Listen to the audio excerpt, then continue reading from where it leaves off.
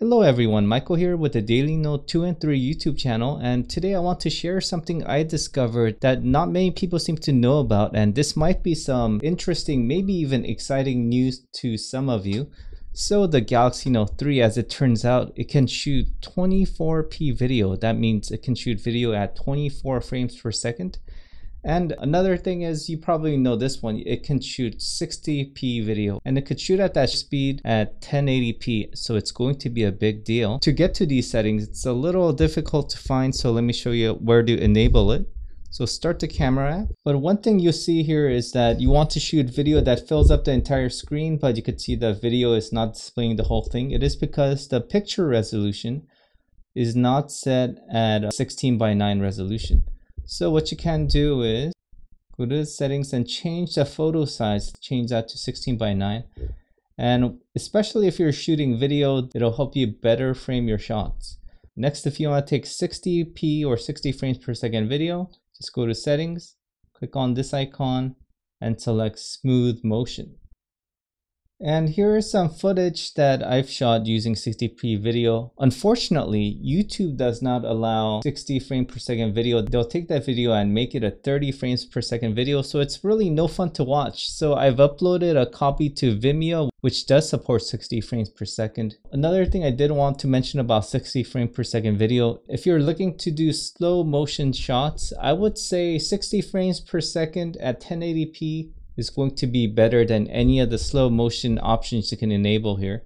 Right, there is slow motion, and you could select half, quarter, or 1/8 the speed. But to be honest, the resolution on this is very low, even lower than 720p. Even though that's the file you get, it's much lower than that, especially at the slowest speed. At the higher speed, I think they give you a little bit of a resolution boost. Once again, the files are 720p, but if you look at it, the pixels are really blocky. If you know something about editing video, I would recommend you shoot at 1080p and slowing down the frames, and maybe using a tool like Twixtor to make it much smoother, and you'll get much better results with 60 frames per second video. So let's move on to 24p. Now, why 24p is important? Right, it is slow, right? Slower than even 30.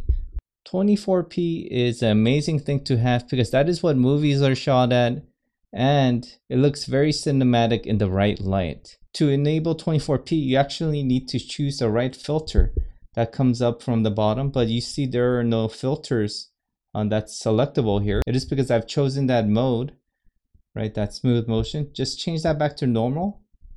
Okay, and you might need to change this as well to auto.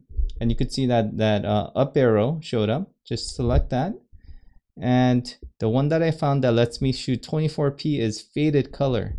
Now it's going to add some redness or warmth to my video, but you could easily take that out. Just reduce the level of reds by a factor of 25%, and you get a neutral looking color in Premiere Pro. And here's the same video. I've taken that video, I've made it neutral, and then I color graded it, added a vignette filter. Now, I wouldn't get too excited about 24 video on the Galaxy Note 3. I know the 4K video is shot at 50 megabits per second.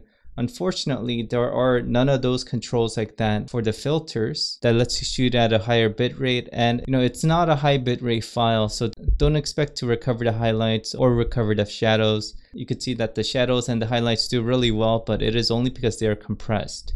But hopefully we could see more filters in the future. As you could see here, if you scroll all the way, you could download extra filters by Samsung.